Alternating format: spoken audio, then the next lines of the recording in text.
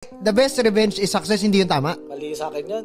Bakit? Nagkatrabaho ka na pala para gantihan mo yung mga taong mapi sa'yo. Oo. Yung mga old friend mo na lang hindi na naniwala sa'yo. Oo. Turn them into friends pa din. By the end of the day, mag-heal din yan, men eh. Pero kung hindi ka talaga mag-heal yan, ugali mo na may mali. May cancer ka na. Kasi hindi mo kaya magpatawad ng kapwa mo eh. Kung talaga hindi mo sila kaya patawarin, ibig sabihin hindi pa panahon. Mainit pa. Next time na talaga tayo magbabote. Pero hindi mo kailangan magseta ng negativity sa kapwa para lang bumango. Ang galing kasi daming naniniwala na let your success speak. Oo, yung mga mema mas sinishare siya nila. Kung talagang gusto mong gumaan, wala kang ganon. Kasi hate pa din yun eh. ulitin ko, hindi kailangan parami na pera pa kuntian ng problema. Yun na nga eh. Bakit mo pa pinoproblema yun? Diba?